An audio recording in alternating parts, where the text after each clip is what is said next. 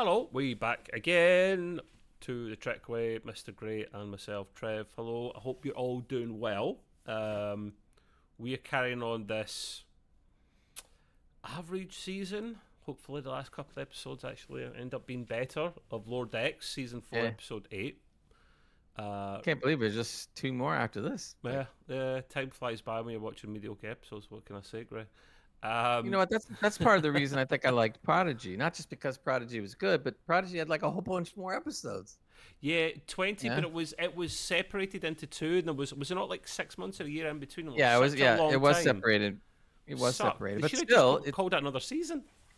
Why? right? But they still called that a season. So, and the new season, which now the good news is we're going to see it on Netflix soon. Is that confirmed? So that, yeah, it's going to be on Netflix for sure. Ooh. They haven't said the date though or anything, so they haven't made any 20 announcement on the date. Again? I'm sorry. 20 episodes again, or is it? Do we know? Yeah. No, supposedly. I think it's 20. Don't quote me, but it's definitely a bunch of episodes. But they're not quite finished production. They're getting to the last few episodes to finish, and then it's going to appear on Netflix again. No date, and then everybody's screaming about season 3. Okay, and from what right, but what people may or may not understand, if you know Netflix, is that when they're not going to commit to a third season until they air the second season. And if the second season meets their criteria, they will definitely greenlight a third season, but they will not say anything about doing that until they show it. That's fair. So we can only hope. Yeah. A lot of stuff, but Netflix is happy to get it. The whole deal went through pretty quickly, and a lot of tracks starting to go back to Netflix again, isn't it? It's the way it was before, and the way we kind of preferred it before. I want all Star Trek back in Netflix. It makes my life easier. But yeah, listen. Look, Paramount and Warner Brothers and all of them are millions, if not billions, in debt. I've got a funny feeling that eventually all Star Trek's going to end up on Netflix. That's what they're saying. That's what they're saying. Yeah. But what we're going to save that kind of conversation for next week, because Gray will be back with his GGR show, the entertainment podcast that we do with our colleagues Hans and Ross. Where we'll be talking about all the SAG strikes. We're talking about the prices going up, and prices going up, the shows and movies that are still being shown at the time in one six. So there's a lot to talk about. So we'll be back next week. Please look out for that. Gray can be found at Gray's Green Room on Twitter, on YouTube, and wherever you find your podcasts from. And we still occasionally sometimes do gaming podcasts with our colleague and friend Nick and Ross. And if you like gaming, please come along to Discord, which is extremepcuk.co.uk, and look for the entertainment section and the Trekway section, where we'll talk all things GGR for entertainment and Star Trek on the Trekway channel. And I think, Trev, you have an invite to the Discord below somewhere? I do, right? Yeah. It's always in the link. It's always in the description, should I say. So it's easy for you to find your way along there, and you'll be able to see when we go live as well, which is usually every Thursday evening at 9 p.m. BST GMT time. So, and if you guys should join the Discord, because we have a lot of fun over there. Besides games, if you scroll down towards the bottom on the left, you'll see entertainment chat, and you'll see Star Trek chat, and we do a lot of talking there. Yes. Always get in trouble off the grave if I don't have my Trekway mug. It gives me that kind of look of, the kind of when the father looks at you like with disdain and I'm so disappointed in you. I get that feeling from Gray every time, unless I have the mug. So did I not raise you right? God damn it, what's wrong with you? So yeah, we're already digressing massively. We haven't even started yet. So the thing is, we tend to not get the name of the episode until just like the day before or the day itself that it comes out. So Gray actually put the title in for me. I was like, it's called Caves, is it? That's nice. So yeah, season 4, episode 8, titled Caves. I wonder what that's going to be about. Couldn't be about caves, I mean, right? Well, it could be a curveball as well, So, yes, our favourite lower deckers, who are now lieutenant junior grades, are all on an away mission. What could possibly go wrong on an away mission, Gray? Nothing. Absolutely nothing. Nothing ever comes good of away missions with this lot. Mariner absolutely hates hates these. Like they're survey missions basically, and she absolutely hates them. You can hear her complaining about this whilst they teleport. They transport. Sorry, teleport. Star Trek tells it transport, not teleport. Transport. You can hear her complaining from transport down until she's still materializing. She's still complaining about it, Complaining. which I found amusing. And Yeah. that has kind of happened in Star Trek before. They don't do that enough. I'm like, what happens when you're beamed up or down? You paused for a moment, but then whatever happened continues on, and you get it sometimes with like Bones back in the day, and certainly in the movies where he'd be complaining, you'd hear him getting transported up and down, complaining, saying things. Mariner's still doing it. She's still moaning, which I found amusing. Little chuckle. And what they doing, Greg? They're scanning for moss. That sounds exciting. Exciting. Look, more moss. But who's most excited about it? It's actually Rutherford and Tendi, the couple that are not a couple. They're really, really excited about this. That's their thing, man. So is How many times can we look at moss? Boimler is slightly excited about it as well, but Mariner is certainly just, she's like, what are we doing here? What is... But, as they discuss, it's just scanning for moss and what could possibly go wrong. They speak too soon as the nice cave mission turns into a cave-in, pun intended, mission, and they're now stuck in the bloody dark and no escape. You called it though, Gray, or Mariner called it, should I say. She says exactly what happens in every cave trip and is right again. When this came about, that it was going to be stuck in a cave, and I thought, how are they going to make this interesting? Did you not have any concerns? I did at first, yeah. I think as we'll get along in the episode, they kind of redeemed themselves. But I did like Mariner going on and on, going like, every time a cave trip comes in, something always blah, blah, blah, and it happens, and then and all of a sudden it just happens, of course. And then she's going like, thanks for, I told you so. And she is technically right, though. I mean, how many times have we seen cave episodes in Star Trek in general? Like, especially TNG and Voyager loved a good bloody cave-in episode where they were stuck and couldn't get out. Something always went wrong. What I found really amusing here, because this is very slapstick comedy sometimes with Lower Decks, is Mariner literally says what we're all thinking. As they try to communicate out for help, a bunch of rocks always beat centuries of technology. And it was good because, like you said, we all think of that. It's like they can't get a signal out every time something collapses. They can't get a signal out. It happens every time. Rocks in Star Trek are a thing, man. And if you always look, there's a Junk Ball Media on YouTube.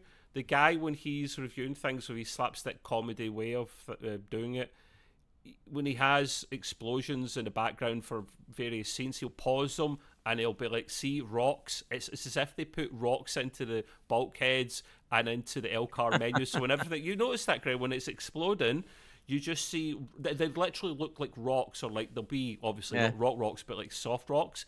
I'm like, what are they building starships with these days, man? Rocks in Star Trek is a whole meme, isn't it? Yeah, really.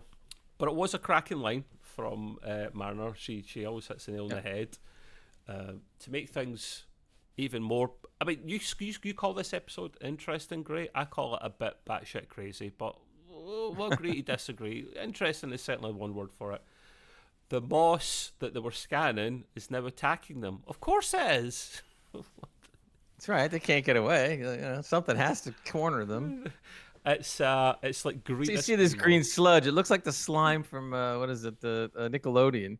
Yeah. So you see the green slime, and it just keeps on moving closer and closer. Yeah. You're like, oh god. Slowly vaporize. It eats anything it gets a hold of, and phasers don't really do much against it. It's like it's attacking them, but very slowly.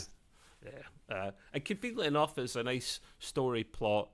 They do have, it'll be a few hours before it gets them, so plenty of time to discuss what they're about to discuss. This seems this seems to bring back deja vu for the junior grades. It reminds Boimler of a similar incident he was stuck in a cave in the past. Now, at the start, I'm thinking this is a bit dull, but it gets kind of slightly more interesting and a little bit funnier as it goes on. Um, Mm-hmm. the colleague that he's with a cave in the past, the guy from his memory, um, is a bit. No, he's a bit paranoid. It's probably the safe way to say it, Gray. His Right. colleague is paranoid about everything. He assumes that these aliens are going to come and get him, and they're going to, they're stuck, and they're going to eat their brains and all that kind of stuff, and they're screwed. And Boimler's just fed up the negativity of his colleague. Levy, was it Levy? It was Levy, wasn't it?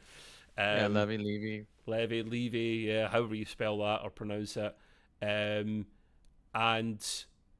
he does all kinds of he says weird shit. He does weird shit.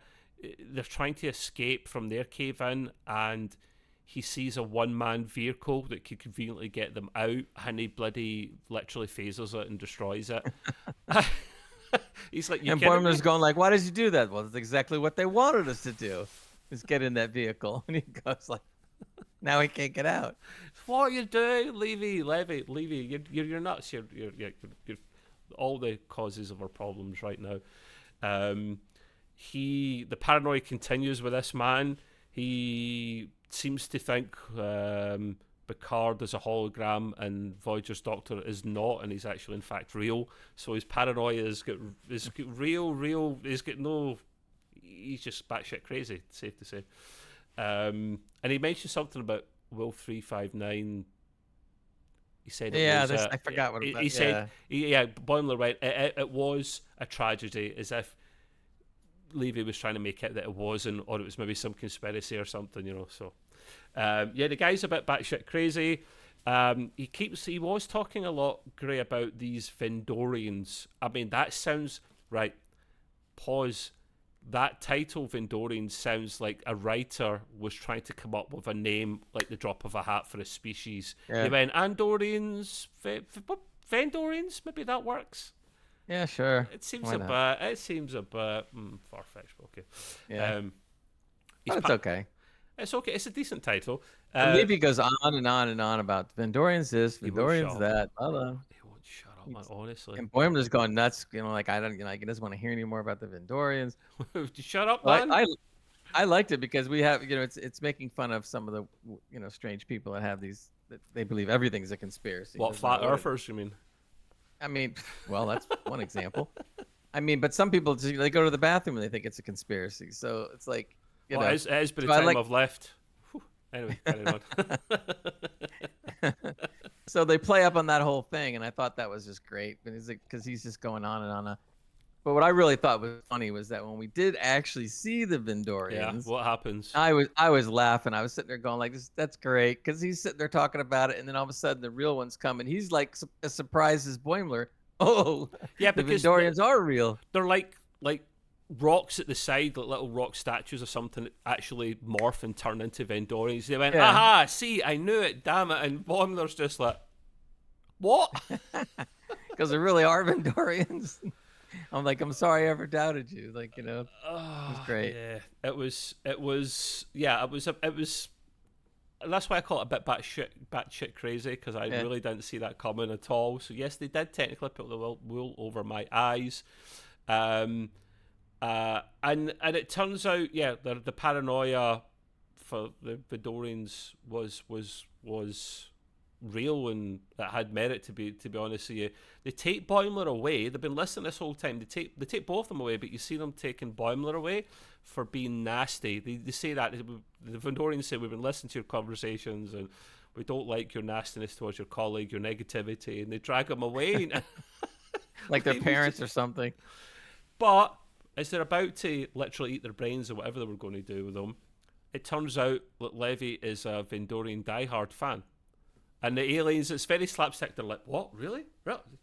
You're a fan of us? Really? And he's like, yeah. They start getting into it, which is even funnier. They're going like, you like us? What? He basically has subscribed to a forum online, which is equivalent of a future version of Reddit, if you like, about Vendorians. Yeah.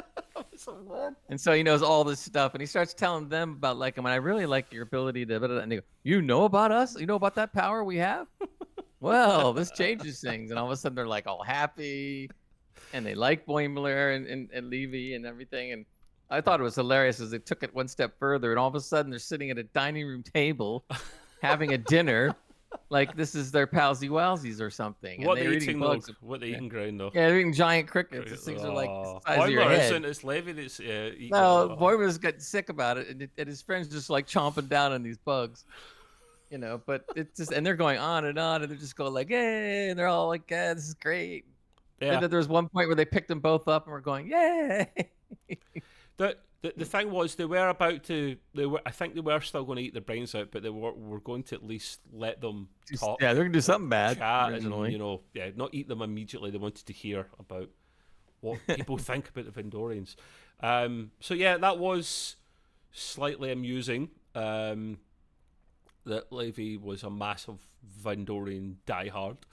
The Vendorians did have a cunning plan all along with what they were doing. They actually did want Boimler and Levy to be friends because they weren't friends at the start, and it kind of worked.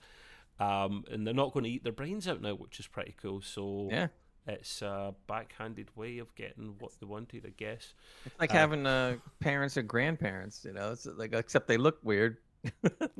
Yeah, they look like typical aliens that you would have designed back in the day. Actually, to be honest, yeah, they look like kind of look like Day of the walking Tentacle. squids. Day of the Tentacle. Remember that game, Gray? Yeah. I don't know if you remember that. Actually, do you remember Day of the Triffids? I know of it, and movie? I've seen bits of it. I've still to see the Yeah, movie they and the look new like BBC Triffids. version of it. Yeah, it was really interesting. But hey, they're shapeshifters. So hey. They are shapeshifters. That's another thing he mentions, Levy, before about them being shapeshifters as well. It's like you'd never know. They could be nearby. You'll never know. And they were. He even said at one time, he says they could be these rocks, and of course the rocks turned into Vendorians. Like, oh right, that makes sense. That guy's got paranoia issues. Yeah. So back in the cave with the Lieutenant Junior grades, there is an escape plan being formed that that involves Boimler taking his trousers off. And this is batshit crazy. It is definitely crazy. So for some context, there's some minerals that they need to try and get to that enables them to make an escape. Like there's minerals that will block communications in their escape, and there's minerals that will allow them to kind of get comms out and be able to escape. And they have to try and separate these rocks apart to get to them. How can they do that without causing a cave-in? So the plan is to take Boimler's trousers off and stick them on the rock, an idea that Mariner would shoot at an angle so that it bounces off the ceiling and hits the trousers, and then the trousers soak up some of the damage, and then the rocks will just vaporize to an extent, or be disintegrated to an extent. It's batshit crazy, that bit, and that's... I know. It's maybe not the relevant part. I'm listening to this and going like, wait a minute, you're bouncing off this one, which already is crazy, and then you're gonna hit the trousers, and then this is just gonna create your, and I just attributed it to cartoon logic because that's, I mean, that's what it is. It's just like a little bit of logic and a lot of cartoon. What's the concerning thing? What's the concerning thing about this whole scene, though, Gray? That he had to take his trousers off, probably. No. I highlighted. Ah, yes. Mariner comments that he does it without question. And it turns out he could have used his actually shirt rather than his trousers. Yeah, exactly. Yeah, now you kind of wonder whether Rutherford knew that too, and just said it because he figured he would do it. I hope he did. I hope he should have turned to Mariner and went, I knew. Yeah, that would have worked better. Yep, I like that. That would have been the icing on the cake, to be honest. Yeah. But yeah, I found that amusing. Batshit crazy, but also amusing. There's more memories of the rest of the gang being stuck in situations. Every person has to have a turn at the memory. That's as we get to, yeah. And this time it's with Rutherford and Tiana as they have a kid, to which they all respond, what? You had a cat? Yeah, just a few weeks ago. Yeah. He's like, what? Dr. Cat? How does that even work? That's what I'm thinking. I was just happy that Dr. Cat was involved. That's all. So I had to see what this was about. Now, Gray, you mentioned something here that I have to agree with you on. these mini stories could have wrecked the episode, but it was well done. Because see, as soon as they started doing this, I thought, oh no, I don't see where this is going. I don't see the point in this. You're diluting the episode even more, that it doesn't have as much cohesion as it should have. But the comedy factor was there enough to actually make it work by the end. And there is a moral to the story, believe it or not. Well, the comparison, when you look at last week, where they were doing something similar, and I couldn't stand it. It was totally breaking everything. It was breaking logic. It was all over the place, wasn't it? It was immersion. Yeah, it was everywhere and nowhere at the same time, and it was just totally not immersive at all. Yeah. And this could have been that way if it was handled badly, but it wasn't. And so it makes you want to. I scratch my head sometimes as I'm going like, so aren't y'all in the same writer's room that the other guys are in? So you messed up with the one prior, but you get it right this time. Whatever. I think sometimes with the writers in between seasons, they lose too many of them, and they maybe don't always have the same. Because last season was a lot better. I generally think a good percentage of the writers have changed, and the cohesion is not there anymore. So, but I mean, again, we go back to the story that the old episodes, even cartoons. Okay, back at when there's always more than 10 episodes. They're like 12, 15, 20, 30 cartoons. Yeah, and then they were written for the most part, not everyone, but for the most part, they're written well. Yeah. So they can only write 10, and out of those 10, they can only manage, like 7 good ones. We said this for Strange New Worlds, and it's true for all Trek. I think that we only have 10 episodes these days, which is why I hate modern media and entertainment, and we'll discuss that in GGR. I want it to go back to the old system, I really do. Every episode, bar maybe one at a push, should be excellent because we're losing out in too much material. Yeah, potentially. Yeah, I agree. So, but back with Rutherford and Tiana, their mission is to gather some ferns, some leaves from this pool nearby, and in a cave, of course, naturally. As Tiana mentions, they are trying to find a cure for swamp rash. What? Random. In the 24th century, really? Okay. There's thousands of different kinds of swamps. So that's true, but swamp rash, really? No cure? But the guy that takes him in is this kind of like blue, stereotypical looking alien. If it's not blue, it's bloody green. And she mentions briefly, we better do this before the mythical ancient creature comes and gets us, kind of half jokingly. It turns out he's a bit more than an imagination. It's thought to be long extinct, to be fair, but it does actually exist as it jumps out the water, grabs their tour guide, and throws it about like a rag doll before hitting it against the wall, and the guide's like dying in front of them. And all the things we talk about happening in a cave, Grey, stereotypically, are happening. Marilyn didn't call this one, but she may as well have been there calling it. Now, here's where the pregnancy comes from. It's crazy. As the guide is dying on the floor, she puts her hand up to Rutherford, and it looks like, I want your opinion on this, Grey, she's transferring her consciousness to Rutherford. That's what it looked like. Did you think that initially? Yeah. Initially, yeah. Initially, yes. But as soon as she does that, she dies, and then he's like, I'm not feeling too good. There's a reason for that. The guide actually transferred her DNA to him and actually made him pregnant, to the point where his stomach, just alien style, just expands massively. And she's just like, Tiana's like, I've seen it all now, man. Like, what the actual hell? I thought it would just be the guide and Rutherford sharing like their minds together and a shared consciousness, but it's not. She's dead. I think the thing that was funnier is Tiana, Dr. Cat, really kind of knew because she knew the species. So she's sitting there taking it as if this is like, well, this is how they transfer and protect themselves, and and you get pregnant and have a baby, and Rutherford's going like, I do what? And the next thing you know, his stomach is really big, and he goes, and it doesn't take very long either. It's a rapid growth. I'm like, oh no. And so it was really good, because she was treating it just as like, I know about this, Dr. Cat goes, this is what's supposed to happen, and Rutherford's going, what the hell? You could have told me that in advance, Doctor. Thank you. Yeah, really. You thought that was weird, Gray, you mentioned there, but it worked. And possibly because Tiana, our favourite character, was in it at the heart of it, which made it work. Because she said it so deadpan and casual, like, yeah, I knew that. But this species, yeah, what's the big deal? Yeah, in fact, I was waiting for like a classic one-liner from her, and she didn't do it. She was being like serious. So I was like, oh, she's serious for once. Tiana was funny in this, but she could have been funnier, Gray. I'm not saying she was, like last season, certainly watching some of the episodes, I was pissing myself laughing. And even when I was on the pod with Gray discussing them, I'm a bit slightly more composed for recording, but I'm still like struggling to talk my way through these, going like, what the...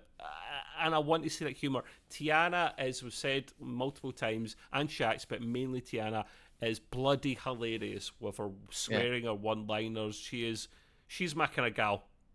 Right. As much as I like this scene, it could have been better because there was some missed opportunities for more one-liners. She had a couple that were good, but it could have been... several other ones could have been interjected that would have been even funnier. Between her and Shax, despite the Shax is a massive guy, massive Bajoran, way bigger than Tiana, right? For a fact she's the one that wears the trousers in the relationship, 100%. She throws Shax about probably. But anyway, before we're kicked off YouTube for Star Trek XXX, we'll move on. So, as we're now calling this new child that's about to come about Clone Baby, because it's literally a clone of the tour guide, is born via C-section. And I note here, Gray, for your benefit, thank God it was a C-section, Gray, to which you were worried about for a moment. Yeah, I know. Just for a second, I'm sitting there going, they're not going to try to make them deliver this kid. I was going, and I thought it was going to happen for a second. I'm going like, no, don't do this. We don't quite go to that level with Lord Dex, Gray. I'm glad we're joking about this, right? And we should. Yeah. This is something more South Park would have probably done than Lord Dex. However, Lord Dex can get close to pushing that line. I remember, was it season 1 or 2, where I think we're all in hallucinogens or something. I can't remember what it was. You see Boimler with his legs spread wide, like over his head almost, and they actually have to black out his willy because... for obvious reasons. And I'm just like, they could have easily done this, man. Like, he literally gave birth out his ass or something, so I was gonna say that's even scarier because it's only coming out one way. Or they should have done it alien style as well, that could have been more dramatic with Halloween and whatnot coming up. So I think there was one funny scene there where the I guess the baby's wants to come out, so he pokes his belly and it looks like alien. Like a hand. I thought it was going to pop out. It looked like it was going to rip him open, and Tiana's going, hold on, we got to do a C-section. Sure. Rutherford's just shitting himself the whole time, just looking down like, help. But it turns out, so it wasn't Tiana's baby as such. She just helps for a brief period of time raise it. Because I thought when I heard that they had a baby together, I was like, what?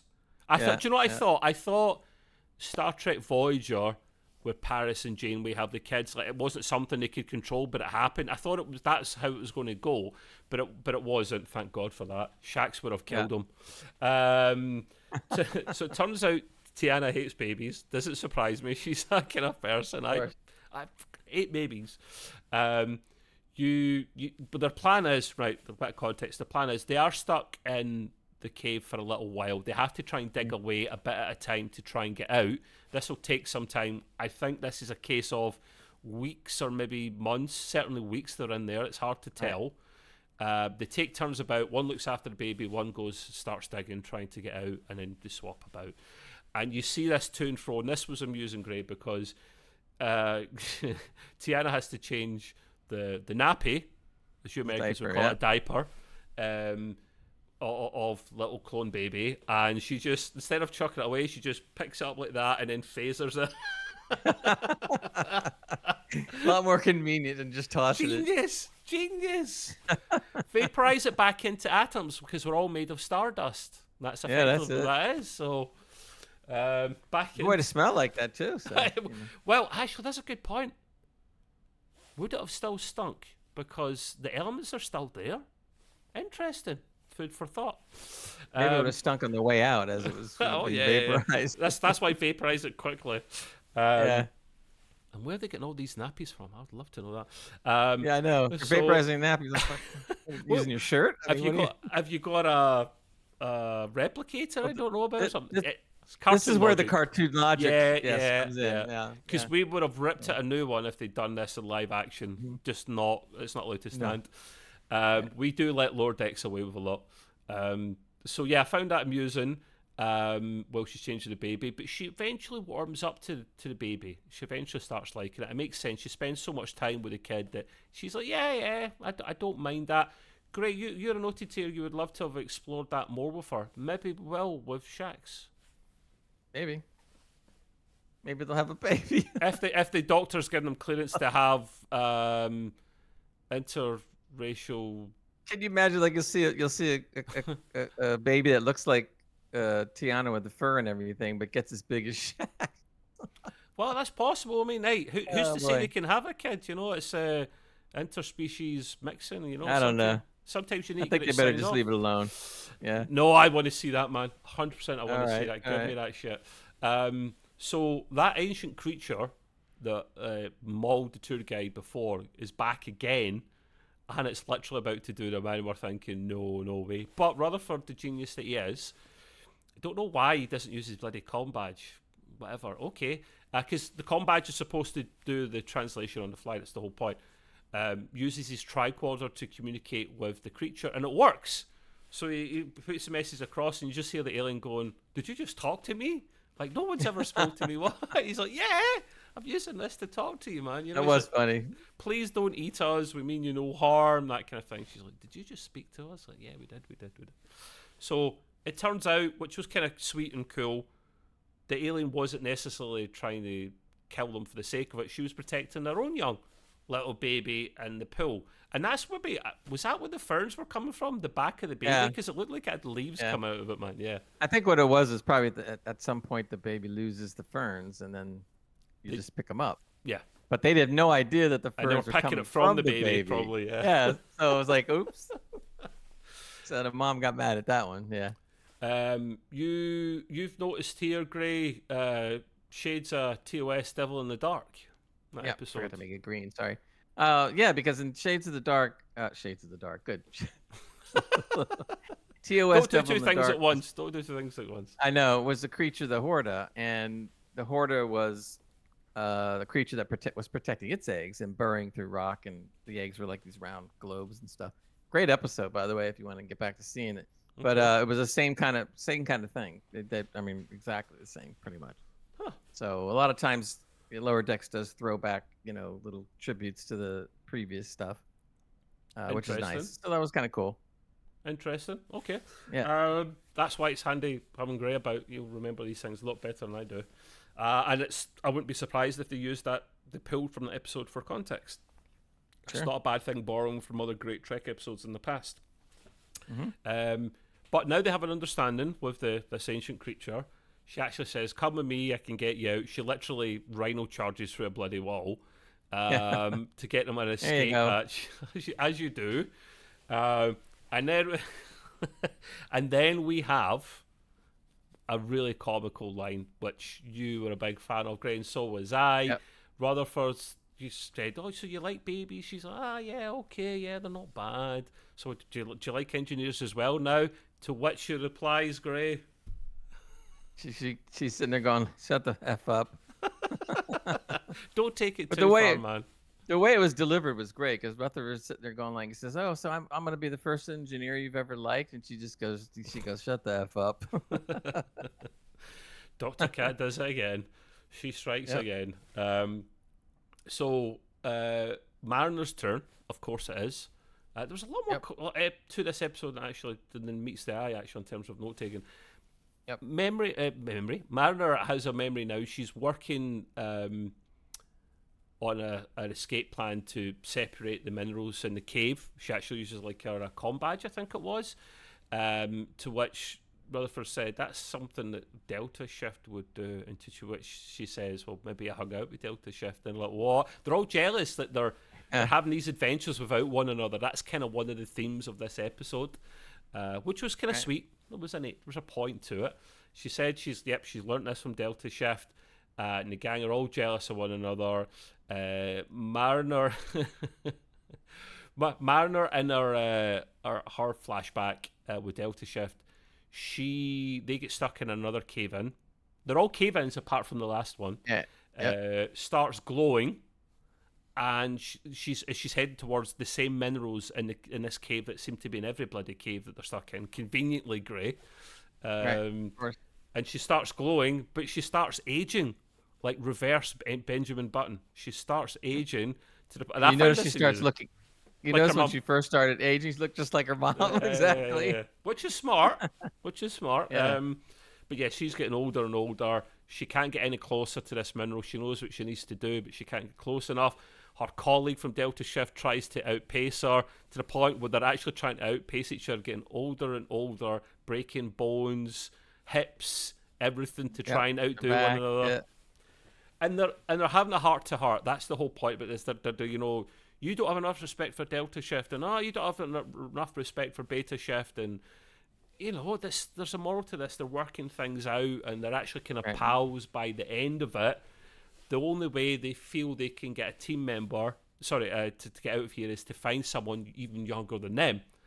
And it was the guy at the start of the memory who walked out of the bit they were stuck in with a gammy leg. His leg was broken, which he blamed Mariner for her piloting skills on. So they're like, I can't remember his name, but he's like, yeah, you insert right, come on, you're younger, make a break for it. He's like, okay, I'll give it a try.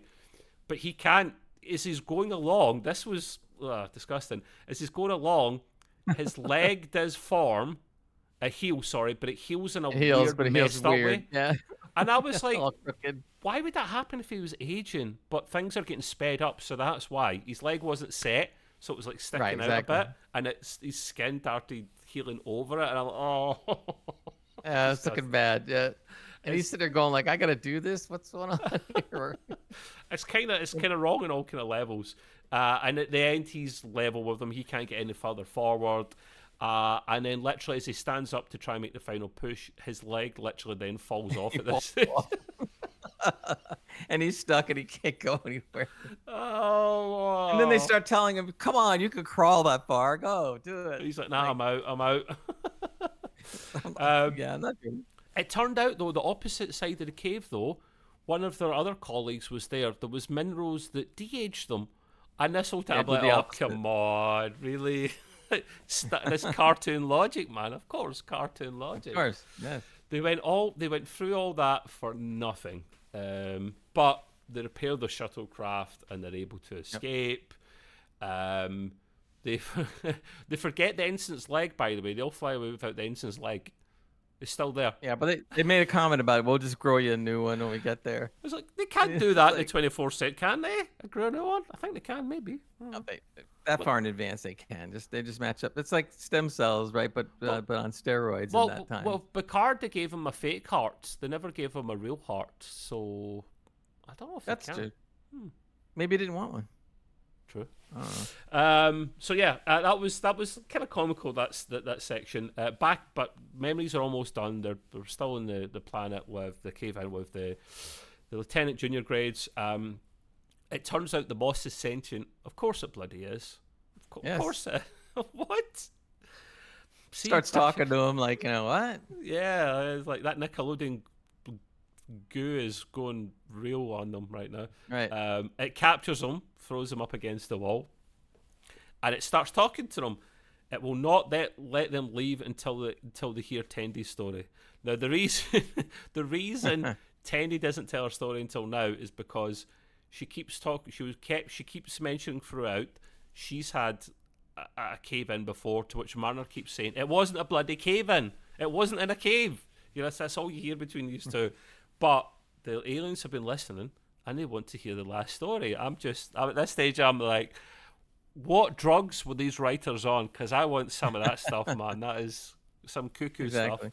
You must tell the story. And he has a good voice. The alien, of course, has a great voice. He's going, proper you must deep tell the story, voice, or I'm not going to let you go. Like, okay. Fee, fi, fo, fum.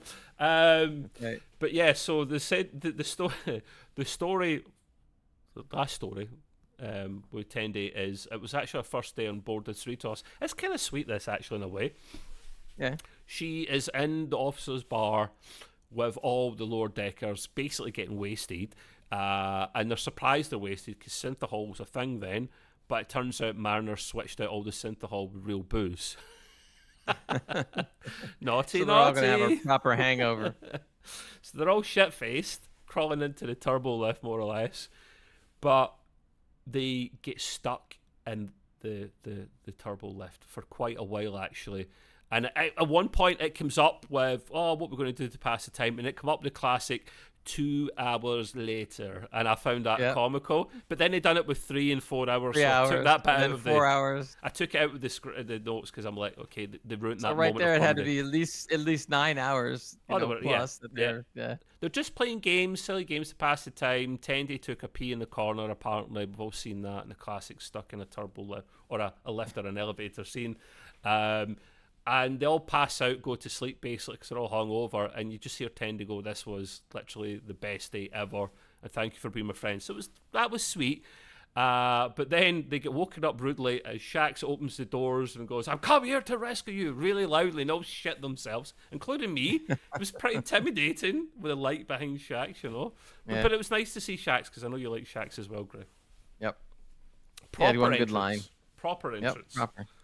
But it was just the one. It was good. It was good. Like you had mentioned, it was it tied everything, all the stories together, and showed that, you know, despite the fact that they might have done a couple things not with each other, that they're still great friends, and that doesn't change anything. Yes. So it was a nice little moral to the story kind of thing. And that's what we always need. I still stand by the fact, Gray, that it was a batshit crazy episode with the writers on LSD, but at least there was a point to this. If there hadn't been a point, it would have been a lower score for me, I'll be honest with you. So the last, just kind of finishing up there, the moss that's got them captured will only let them will let them scan away because they are still trying to make contact with the Suitos and get their scans of the moss, because they don't mind being scanned. They're like, whatever, we'll let you keep doing that, but you keep telling us stories until you're rescued. So I was like, whatever, you scratch my back, I'll scratch your back. But even with the moss, the Viridians, is it the Viridians? No, the Vendorians. That's a bloody planet. That's Star Trek 7 Generations right there. The Vendorians are the brains of the operation. Even on this planet, they're lurking away in the background, very Day of the Tentacle-esque. They could have unlocked their communications ages ago, but they didn't want to, as they wanted them to work through their issues and hear more stories. These poor cave life beings, the life forms that get no visitors ever, and they just want story time. That's all they want. So do they control the map and the moss, Gray? Is it part of them? Who knows? I don't know. But Gray doesn't know either, was the comment. So the Vendorians are both the good guys and the bad guys at the same time. Maybe, I don't know. I like that. I like the end because they brought what was at the beginning. They brought it all around again and blamed the Vendorians. So I thought it was perfect. They just popped up again and go, man, this is like just like that one time. But yeah, what did you give the score-wise, Gray, and why? I went with 7 out of 10. It tends to be our general regular kind of score for lower But you done decks, a me. You had an 8. Yeah, I had an 8. I thought you were on the same LSD as the writers. Right, so I decided, okay, maybe it could have been a little better. Tiana could have a couple more lines, so I dropped it down to 7. But it was still good. I mean, for lower decks, that's kind of what I expect. Yeah. It's rare that they get past the 7. Sometimes, I mean, there's a couple episodes we've done where they did. But if they don't at least get to a 7, I'm going to be disappointed. So it was good. It was okay. Not bad. Yeah. Similar vibes to Gray. I actually originally gave it a 6, but before even Gray came to do his notes, I actually thought it was slightly harsh. Gave it a 6.5 out of 10. It was a decent episode. It was okay. Wasn't bad, but it wasn't amazing either. Hence why I think the score was fair. It wasn't funny enough. It had funny moments in it, but I've got high standards. I want it to be the humour of the start of the season, last season. And while it was funnier than last week, couldn't have been. It's not difficult to make it funnier than last week. Last week was just shocking. Yeah. And the story was okay, yes, there was a point to it, but the story was a bit meh because cave-ins and well, but you know, hey, I'm generally not trying to knock it too much. It was a very decent episode overall. It's an improvement from last week, and that's what we want to see. I just want this to end with a 7 or 8 out of 10 at least for episode 9 or 10. Give us an 8 or 9 out of 10, Gray. Even one episode. Well, plus these next 2 episodes, we have to find out what happens to this weird ship that keeps popping up and destroying stuff. Which wasn't in this episode. Yeah. Which wasn't in this. Yeah, it's a good point. It wasn't in this episode at all. So I don't know if that's a good or a bad thing, but I just hope that when they do whatever they're gonna do, that they don't fall down with the writing on it, because so far I'm getting less and less impressed with how they're handling this ship and stuff. So if you're going to do something like that, you have to make the punchline good. You really do. I think, without getting into too much, it'll probably be in the last episode. It will probably try and attack the Cerritos, and we'll see what happens. That's what I think will happen. But and then it'll be to be continued next season. Yeah, because they don't get destroyed. They get beamed up somewhere. I don't know. Exactly. And because of the strike, that means we won't see it for quite a while. So. Yeah, that's delayed everything. But yeah, listen, keep your eyes out for Gray's Green Room on the Twitters, the YouTubes, and the podcasts and platforms, because we do our next episode on the 25th, and it'll be uploaded that day or the next day. So keep your eyes and ears peeled for that one. But yeah, that will wrap us up for this episode. Thank you very much for coming along, people. I'm not too fussed if you like the thumbs up or thumbs down, but just put comments below about any specials you'd like to see us do. Thank you, Gray. After this season's finished, because we'll have a while to kill, I think. So give us any ideas on specials or topics you want us to cover in Star Trek, because we do it raw, unedited, and we just chew the fat Star Trek. We don't try to be too fancy. But yeah, until next week, Mr. Gray, do your thing. Live long and prosper, everybody. Bye.